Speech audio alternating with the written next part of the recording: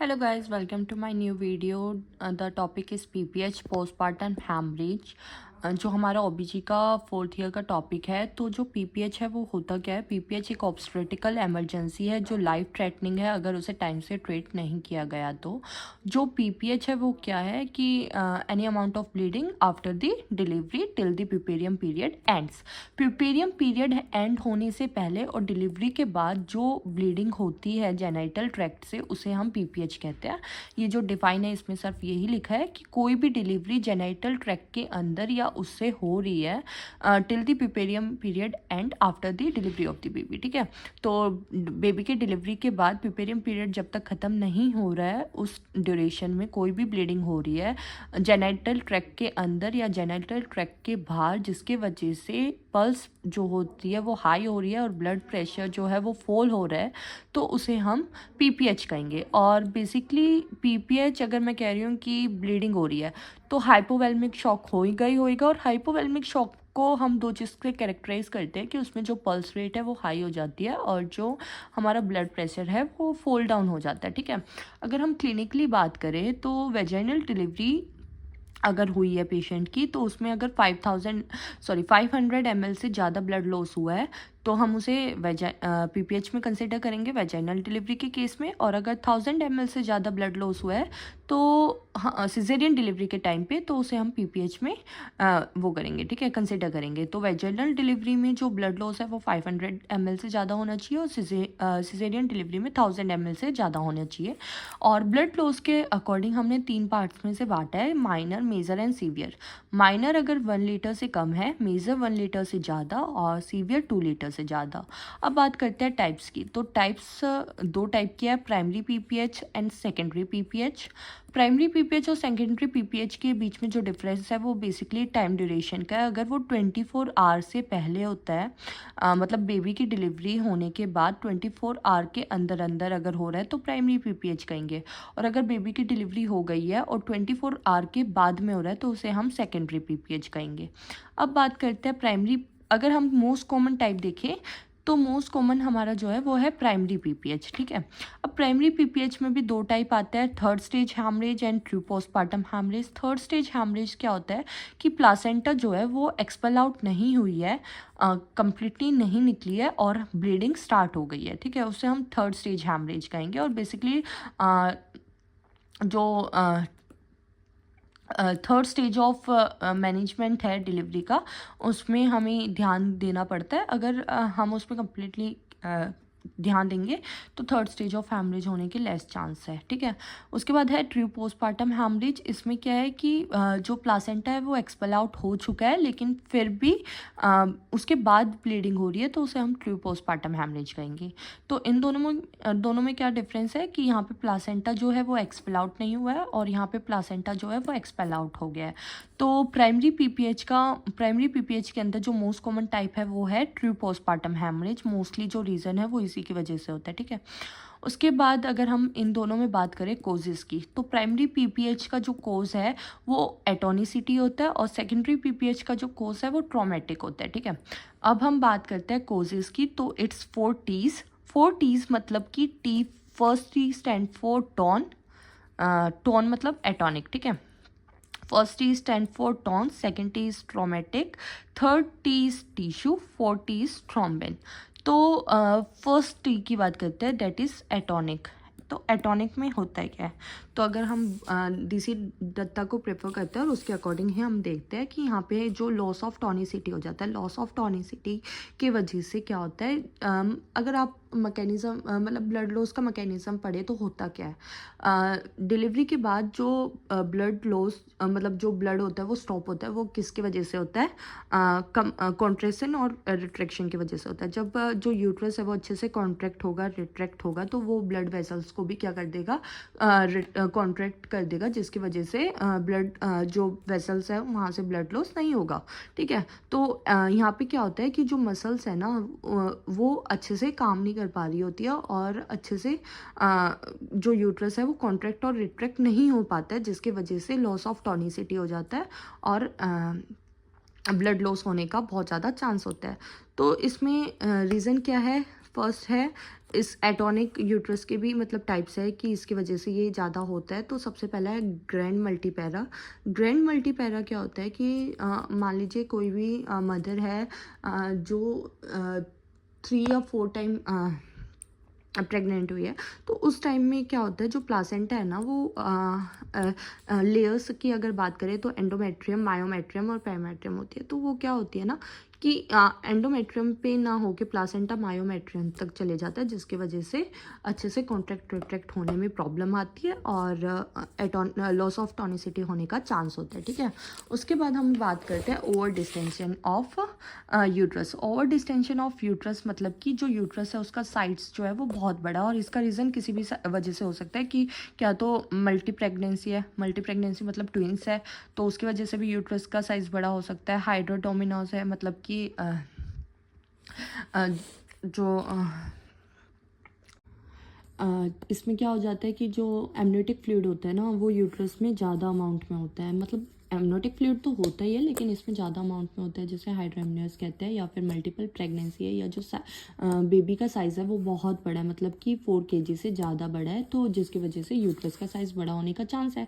और अगर यूट्रस का साइज़ बड़ा होने का चांस है तो due to the size of the uterus वो अच्छे से क्या नहीं कर पाएगा, कॉन्ट्रैक्ट और रिट्रैक्ट नहीं कर पाएगा। तो सारा खेल जो यहाँ पे है वो कॉन्ट्रैक्शन और रिट्रैक्शन का ही है, क्योंकि कॉन्ट्रैक्शन और रिट्रैक्शन की वजह से ही जो ब्लड होता है वो स्टॉप होता है, ब्लड वेसल जो होती है वो कॉन्ट्रैक्ट होती है। ठीक है, अगर ब्लड वेसल ही कॉन्ट्रैक्ट नहीं होगी तो ब्लड लॉस तो होगा ही होगा।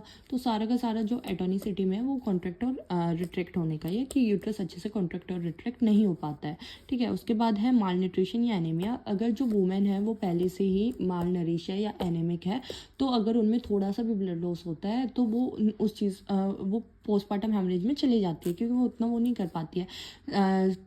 फोर्थ रीज़न है एंटीपार्टम हेमरेज। एंटीपार्टम हेमरेज क्या होता है कि पहले मतलब कि प्लासेंटा प्रीविया क्या होता है, जो सर्विक्स होता है, ये सर्विक्स है, तो सर्विक्स के इंटरनल ओएस पे जो प्लासेंटा है वो क्या होंगी, प्लासेंटा होती है। ठीक है, इंटरनल ओएस पे जो प्लासेंटा है वो सिचुएटेड होती है, जिसकी वजह से सर्विकल ओएस जो है वो प्रॉपर ओपन नहीं हो पाता है और प्लासेंटा टियर होने का चांस होता है। या फिर एब्रप्शन, मतलब कि प्री मैच्योर जो प्लासेंटा होती है ना वो क्या होगी, सेपरेट आउट हो जाएगी। ठीक है, तो जिसकी वजह से एंटीपार्टम हेमरेज भी इसका एक चांस है। प्रोलॉन्ग लेबर क्यों है वो मैं बताती हूँ। जैसे कि मान लीजिए कि जो लेबर है उसका फर्स्ट स्टेज और सेकंड स्टेज का टाइम जो है वो हो गया 18 आवर से ज़्यादा। ठीक है, अगर 18 आवर से ज़्यादा हो गया, बेसिकली यहाँ पे 12 आवर लिखा है लेकिन आप 18 आवर मान लीजिए कि 18 आवर से ज़्यादा हो चुका है, तो आप सोचिए कि जो यूट्रस है वो 18 घंटे से कॉन्ट्रैक्ट रिट्रैक्ट हो रहा है। ठीक है, तो मसल्स क्या हो जाएगी, फैटिक हो जाएगी, मसल फैटिक हो जाएगी, तो प्रोलॉन्ग लेबर मसल फैटिक हो गई, तो प्रोलॉन्ग लेबर की वजह से वो अगर 18 घंटे 12 घंटे से कॉन्ट्रैक्ट रिट्रैक्ट हो ही जा रहा है, तो वो उस टाइम पे after the delivery of the baby contract retract नहीं हो पाएगा, क्योंकि मसल फैटिक हो चुकी है। ठीक है, मसल्स थक चुकी है, फैटिक हो चुकी है, वो अब नहीं कर पाएगा कॉन्ट्रैक्शन रिट्रैक्शन, जिसकी वजह से भी चांस होता है। ठीक है, उसके बाद एनेस्थीसिया कि हमने कितने डेप्थ से एनेस्थीसिया दिया है। ठीक है, कौन सा एजेंट दिया है, उसकी वजह से भी होने का चांसेस होता है। यूट्राइन फिब्रोइड मतलब कि non cancerous tumour cell. Non cancerous tumour cell soft cells होते हैं जो हमारे क्या होते हैं, यूट्रस के अंदर होते हैं, जिसकी वजह से भी जो यूट्रस है वो रिट्रैक्ट नहीं हो पाता है। ठीक है, उसके अलावा आपका मिसमैनेज्ड है कि हमने थर्ड स्टेज, मैंने बताया कि थर्ड स्टेज का भी एक मैनेजमेंट होता है, मैंने बताया था ना टाइप्स में प्राइमरी पीपीएच के, कि अगर आप उसे अच्छे से नहीं कर रहे हैं, ठीक है, अच्छे से फॉलो नहीं कर रहे हैं थर्ड स्टेज ऑफ मैनेजमेंट को, तो भी एटोनिसिटी होने का चांस है, लॉस ऑफ टोनिसिटी होने का चांस है। उसके बाद है प्लासेंटा की एक्रेटा की जो प्लासेंटा है वो कैसी है और वो प्रीमेच्योरली रिटेन तो नहीं हो गई है। ठीक है, उसके ऊपर भी है। उसके बाद कुछ चीज़ें हैं जैसे कि ओबेसिटी की, मदर का ओबेसिटी जो बीएमआई है वो 35 से ज़्यादा है, या मदर को प्रीवियस भी पीपीएच का चांस था, या मदर की एज 40 साल से ऊपर है। ठीक है, तो उसकी वजह से भी हमारा जो है एटॉनिक यूट्रस होने का चांस होता है। और atonic uterus most common cause है। ठीक है, मोस्ट कॉमन कॉज है बेसिकली। ट्रू पीपीएच के अंदर, ठीक है। प्राइमरी पीपीएच का जो चांस है वो मोस्ट कॉमन एटोनिक से उसकी वजह से ही होता है। अगर सेकेंडरी पीपीएच हो रहा है तो वो ट्रॉमेटिक की वजह से होता है। अब हम बात करते हैं ट्रॉमेटिक। ट्रॉमेटिक क्या है वो मैं इन शॉर्ट बता देती हूँ कि अगर हमने कोई भी ऑपरेशनल डिलीवरी करी या एपिसियोटमी दी या कुछ भी किया तो किसी स्कैप्यूल से या किसी भी चीज़ से मदर को क्या है, टीयर आ गया, ठीक है, मदर को चोट लग गई, कट आ गया, जो कट रुक ही नहीं पाया जिसकी वजह से बहुत ज़्यादा ब्लड लॉस हो गया। उसके बाद है रिटेन टिश्यू, कि कोई भी पार्ट प्लासेंटा का या कोई भी बिट्स ऑफ प्लासेंटा या ब्लड क्लोथ्स अगर रह जाता है उसकी वजह से भी चांस है पीपीएच होने का। उसके बाद है थ्रोम्बिन। थ्रोम्बिन ब्लड डिसऑर्डर है बेसिकली, ठीक है, कोग्लियोपैथी से कहते हैं, ब्लड डिसऑर्डर है इसमें। इसकी वजह से भी हमारा पीपीएच होने का चांस बहुत ज़्यादा होता है, ठीक है। अब हम डायग्नोज कैसे करेंगे, बहुत शॉर्ट है। डायग्नोज हम देख के ही कर सकते हैं। अगर हम गोज़ यूज़ कर रहे हैं, ठीक है, तो गोज़ हम जो डिलीवरी के टाइम यूज़ कर रहे हैं, अगर वो बहुत ज़्यादा वेट हो गई है, बहुत ज़्यादा मतलब ब्लड उसमें हो गया है, तो हम उसे चेक कर लेंगे कि ड्राई गोज़ का कितना वेट है, उसे हम वेट गोज़ से माइनस कर लेंगे, ठीक है। तो हमें पता चल जाएगा कितना अमाउंट ऑफ ब्लड लॉस हो रहा है, ठीक है। उसके अलावा अगर पल्स रेट हाई हो रही है बहुत ज़्यादा और बीपी बहुत ज़्यादा लो हो रहा है तो भी ये बहुत क्लिनिकल साइड है पीपीएच का, ठीक है। बेसिकली क्लिनिकल साइड पीपीएच का ब्लीडिंग है या फिर पल्स रेट है या बीपी है। इन 3 चीज़ों पे तो बहुत ज़्यादा ध्यान रखना है, ठीक है। उसके बाद हम बात करते हैं प्रिवेंशन की, कि हम इसे कैसे प्रिवेंट करेंगे। मैं आपको बुक का भी दिखा दूंगी और मैं आपको एक शॉर्ट जो मैंने बनाया है वो भी दिखा देती हूँ, ठीक है। बुक में सिर्फ ट्रू पीपीएच का मैनेजमेंट दिया गया है और अगर स्नैरियो आता है तो बेसिकली ट्रू पीपीएच का ही मोस्ट कॉमन आता है। लेकिन अगर बाय चांस और किसी पीपीएच का आ गया, क्योंकि ट्रू पीपीएच प्राइमरी पीपीएच का टाइप है, अगर प्राइमरी पीपीएच आ गया तो प्राइमरी के अंदर तो थर्ड भी आता है ना, तो आपको दोनों का मैनेजमेंट पता होना चाहिए। तो बेसिकली अगर पीपीएच की बात करें, पोस्टमार्टम हैमरेज 2 टाइप का था, प्राइमरी एंड सेकेंडरी। प्राइमरी के अंदर आता है third stage haemorrhage and true postmortem haemorrhage, ठीक है। तो चाहे कोई भी पीपीएच हो, फर्स्ट हो सेकंड हो, कोई भी पीपीएच हो, सबसे पहले हमें हेल्प के लिए बुलाना है।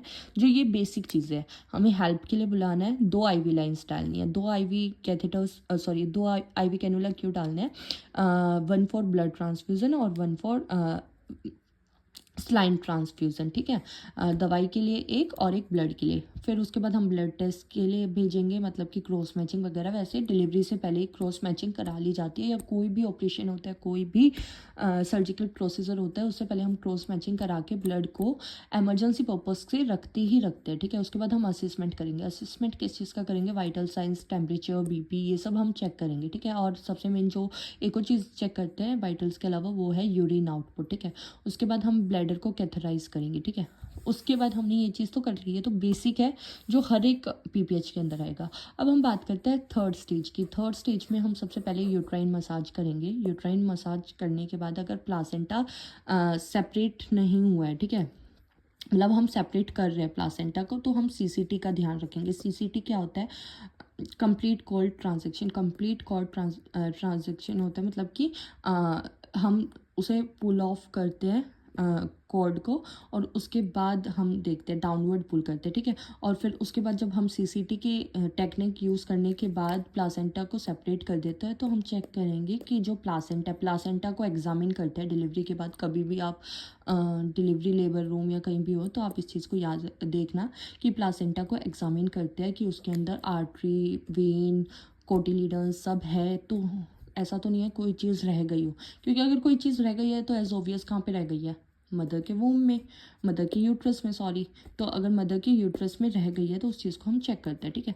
उसके बाद अगर प्लासेंटा सेपरेट नहीं हुई है, मतलब अंदर ही है, रह गई है, तो हम जनरल एनेस्थीसिया के अंदर मैनुअल रिमूव करते हैं। मैनुअल रिमूव मतलब कि हम हैंड का यूज़ करेंगे, वेजाइनली देंगे और स्लाइसिंग मैनर में उसे निकालेंगे, ठीक है। ये भी आप लेबर रूम में देख लेंगे, ठीक है। उसके बाद आता है ट्रू पीपीएच। तो ट्रू पीपीएच का तो यहाँ पे दिया ही हुआ है। कि ट्रू पीपीएच में हम क्या करेंगे, हम चेक करेंगे ट्रू पीपीएच का रीज़न क्या है, एटॉनिक है या फिर मतलब यूट्रस को चेक करेंगे सबसे पहले कि यूट्रस सॉफ्ट है हार्ड है, मतलब कि फ्लैबी है या हार्ड है।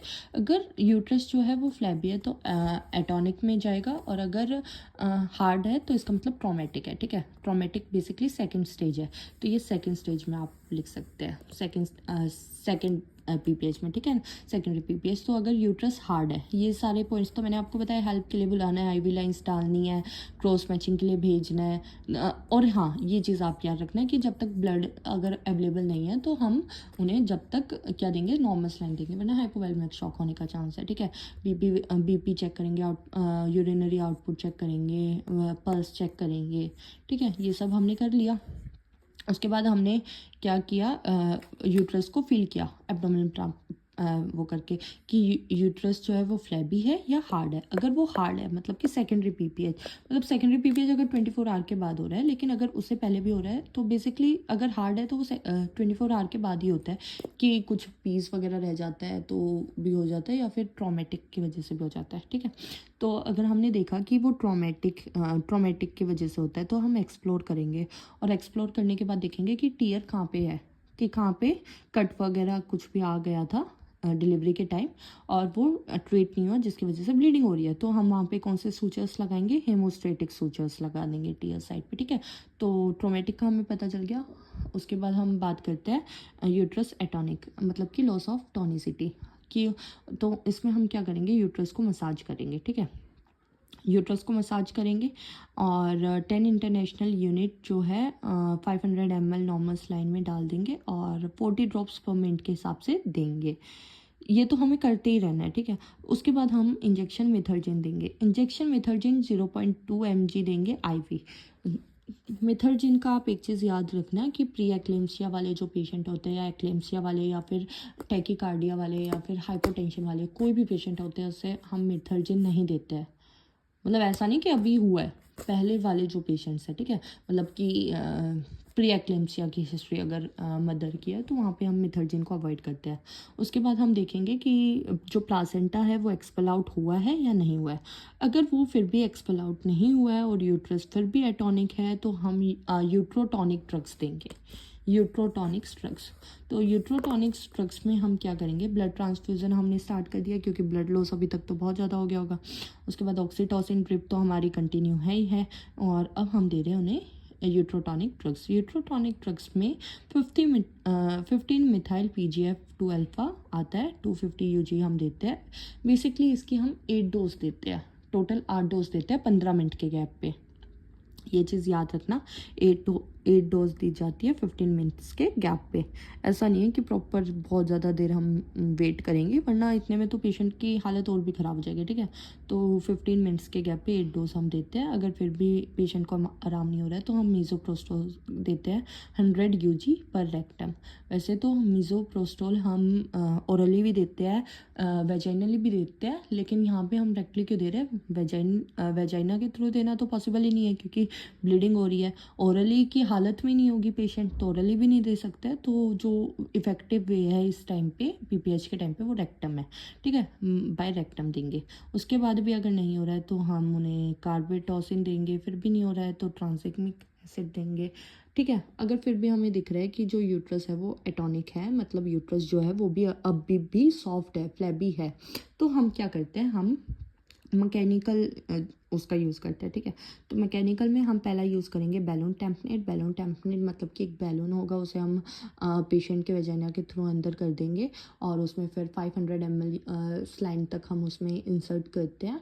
और क्यों इंसर्ट करते हैं, ताकि वो कॉन्ट्रैक्ट कर सके। ठीक है, कॉन्ट्रैक्ट कर सके, कंप्रेस कर सके। अगर फिर भी नहीं हो रहा है तो हम सेकंड जो है वो बाई मैनुअल कंप्रेशन का यूज़ करते हैं। बाई मैनुअल कंप्रेशन क्या होता है कि मैं डायग्राम दिखा देती हूँ। एक हाथ से हम पोस्टीरियर वॉल को पकड़ेंगे और फिस्ट फॉर्म में, दूसरे हाथ को हम वेजाइनर के थ्रू देंगे फिस्ट फॉर्म में, एंड एक को पोस्टीरियर वॉल वो करा, और यहाँ से हम एंटीरियर वॉल की तरफ करेंगे। तो पोस्टीरियर वॉल एंटीरियर वॉल जो होंगी वो कंबाइन होंगी, जिसकी वजह से कंप्रेस हो जाएगा यूट्रस। ठीक है, और बैलून टेम्पनेट का भी मैं इसमें डायग्राम दिखा देती हूँ आपको। ये है बैलून टेम्पलेट जिसमें हम बैकरी बैलून का यूज़ करते हैं। ये हमारा सिरिंज है जिसके थ्रू हम स्लाइन को इंसर्ट करेंगे, और पहले से हम ऐसा नहीं है स्टार्टिंग में ऐसे घुसाया। पहले ये जो बैलून होता है वो जो बैलून नॉर्मल देते हैं, उसके बाद इसे हम फुलाते हैं, मतलब एक तरह से स्लाइम डाल के, ठीक है। उसके बाद अगर इतना कुछ करने के बाद भी जो हाँ, एक कॉन्डम टैम्पनेट भी होता है, कॉन्डम बैलून, उसका भी हम यूज़ करते हैं, वो यहाँ पे लिखा नहीं है। लेकिन इन 3 चीज़ के बाद भी अगर यूज़ नहीं आ रहा है तो हम सर्जिकल मेथड्स की तरफ जाते हैं। तो सर्जिकल मेथड में सबसे पहले जो मेथड आता है वो है बी लिंक कंप्रेशन, जहाँ पे हम सूचर्स का यूज़ करते हैं, ठीक है। मल्टीपल सूचर्स देते हैं, वॉल को क्रॉस कर देते हैं, यूट्रस की जो वॉल होती है उसे हम क्लोज कर देते हैं ताकि कंप्रेस हो सके। अगर उससे भी नहीं हो रहा है तो हम स्टेप वाइज यूट्राइन डीवस्कुलराइजेशन करेंगे, मतलब कि लाइगेट करेंगे बेसिकली, ठीक है। पहले जैसे कि इंटरनल इलियक आर्टरी को कर दिया, फिर यूट्रिन ओवरियल को कर दिया, तो लाइगेशन का करते हैं। और इसका भी कोई एक मेथड यूज़ करना है, सारे मेथड्स यूज़ नहीं करने हैं, वो भी मैं दिखा देती हूँ। ये रहा बी लिंक ब्रेस सूचर्स, मतलब कि जो वॉल है उसे हमने क्या कर दिया, क्लोज कर दिया, ठीक है, जिसकी वजह से कंप्रेस हो जाएगा।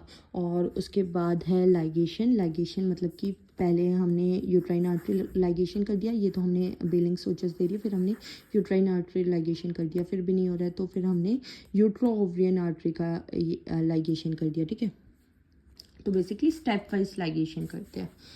और अगर अब बात करते हैं कि इनमें से कोई भी मेथड काम नहीं आ रहा है, अगर मान लीजिए कि सर्जरी के बाद तो आ गया पेशेंट, अगर सर्जरी के बाद आ गया तो हम ब्लीडिंग मतलब कंटिन्यू उसे ऑब्जर्वेशन में रखेंगे, क्योंकि भाई इतना प्रोसेस हुआ है उस पेशेंट पे, इतना ज़्यादा मतलब ब्लड लॉस हुआ है, तो हम उसे ऑब्जर्वेशन के अंदर रखेंगे और डॉक्यूमेंटेशन करते रहेंगे टाइम से। अगर ये सब केसेस फेल हो गए हमारे, हमने ये सब कर लिया, नहीं हुआ है, तो हम क्या करेंगे, इन एमरजेंसी हम हिस्ट्रेक्टोमी करेंगे। हिस्ट्रेक्टोमी क्या है? हिस्ट्रेक्टोमी हमारा एक सर्जिकल प्रोसीजर है जिसमें हम यूट्रस को ही रिमूव कर देंगे, ठीक है, क्योंकि मदर की वो बचाने के लिए, जान बचाने के लिए, क्योंकि अगर मदर को इतना ज़्यादा ब्लड लॉस होगा तो वो तो उसकी लाइफ ऑटोमेटिकली डेंजर में ही आ जाएगी, ठीक है। तो basically sooner rather than later in cases with placenta accreta, अगर यूट्राइन रप्चर हुआ है या प्लासेंटा एक्रेटा का केस था तो उसमें तो हम बहुत जल्दी ये वाला केस कर देते हैं। जैसे कि अगर हमने 3 डोजेस PGF की दी, 15 मिथाइल PGF, ठीक है, 15 मिथाइल PGF की 3 डोज दी, तीनों डोज से फेल हो गया तो हम हिस्ट्रेक्टोमी की तरफ चले जाते हैं, ठीक है, in the case of placenta accreta वगैरह। अगर नॉर्मल केस है और फिर PPH हो रहा है तो हम यहाँ तक सर्जिकल प्रोसीजर तक आते हैं। सर्जिकल काम नहीं कर रहा है तो हम मतलब सर्जिकल मेथड्स की तरफ आते हैं, वो काम नहीं कर रहा है तो हम हिस्ट्रेक्टोमी की तरफ जाते हैं, ठीक है। और एक और चीज़ जो याद रखनी है वो यही है कि मिथर्जिन हम नहीं देंगे एक्लेम्शिया वाले पेशेंट्स में या फिर टेकिकार्डिया वाले पेशेंट्स में, उन्हें हम नहीं देंगे क्योंकि उनके और ज़्यादा उनके साइड इफ़ेक्ट्स देखने को मिल सकते हैं। और PGF की टोटल मैक्सिमम हम 8 डोज देते हैं 15 मिनट्स के ड्यूरेशन पे। और ऐसा नहीं है कि इकट्ठे देते गए, चेक करना है, क्या पता पहले डोज देने पे ठीक हो जाए, क्या पता दूसरे डोज पे ठीक हो जाए, क्या पता तीसरे पे हो जाए। तो जब वो स्टॉप ही हो गया ब्लड तो फिर बाकी डोज देने का कोई वो फ़ायदा नहीं है, ठीक है। तो हमने बात कर लिया, पहले हमने बात करा कि 2 टाइप के PPH होते हैं, फर्स्ट स्टेज, सेकंड स्टेज, जिसमें थर्ड स्टेज आता है, प्राइमरी एंड सेकेंडरी, जिसमें थर्ड स्टेज आता है। थर्ड स्टेज में हमने CCT करके चेक किया, CCT फॉलो किया सेपरेट करने में प्लासेंटा, और सब में ये स्टेप्स तो कॉमन है। उसके बाद हमने ट्रू PPH का देखा, और उसके बाद हमारा सेकंड PPH मतलब कि सेकेंडरी PPH कि जो यूट्रस है वो फ्लैबी नहीं है, हार्ड है, तो ट्रॉमेटिक इसका रीज़न हो सकता है, एक्सप्लोर करेंगे, हेमोस्टेटिस सूचर्स देखेंगे। तो बेसिकली ये हमारे सारे PPH का मैनेजमेंट है। डायग्नोस मैंने बता दिया कि डायग्नोस हम कैसे करेंगे, हम चेक करेंगे कॉटन स्वैब की कितना ज़्यादा मतलब वेट हुआ है, कॉटन स्वैब यूज़ करते वक्त की कितनी ब्लीडिंग हो रही है, और दूसरा हम उसका पल्स चेक करेंगे, BP चेक करेंगे, ठीक है। और ये रहा स्लाइसिंग मैनर जो मैंने आपको बताया था CCT में, मैंने आपको सॉरी जनरल एनेस्थीसिया, अगर प्लासेंटा जो है सेपरेट हो चुका है लेकिन फिर भी कुछ पार्ट अगर अंदर है तो मैनुअल रिमूव किया जाता है जनरल एनेस्थीसिया देने के बाद, जनरल एनेस्थीसिया देने के टाइम पे, मतलब, ठीक है। तो कैसे रिमूव करते हैं, हम पोस्टीरियर वॉल को पकड़ लेंगे, पोस्टीरियर वॉल को पकड़ क्यों रहे, ताकि वो स्टेडी रहे, हिले ना, ठीक है, स्टेडी रहे, तो उसलिए हमने पोस्टीरियर वॉल को वो करा। और स्लाइसिंग मैनर में हम क्या करेंगे, कट कर मतलब हटाएंगे, ठीक है, with the slicing movement of hand. तो पीपीएच का जो टॉपिक है वो इतना ही है, और जो ये डिफ़ाइन थी वो मैंने नोट्स में लिखी हुई है। बेसिकली डिफ़ाइन अगर आप यही वाली लिखोगे डीसी दत्ता वाली, according to WHO and RCOG college के अकॉर्डिंग वो क्राइटेरिया लिखोगे कि 500 ml से ज़्यादा वेजाइनल डिलीवरी में और 1000 ml से ज़्यादा सिजेरियन डिलीवरी में, तो उसमें आपको पूरे मार्क्स मिलेंगे। और मोस्ट इम्पॉर्टेंट टॉपिक है, मोस्ट इम्पॉर्टेंट, बेशक आप इस पर स्टार मार्क लगा लीजिए, एग्ज़ाम पॉइंट ऑफ व्यू से बहुत ज़्यादा इंपॉर्टेंट है, बहुत ज़्यादा, और इनफ वाइवा में भी पूछा जाता है। तो आज का हमारा ये टॉपिक कंप्लीट होता है।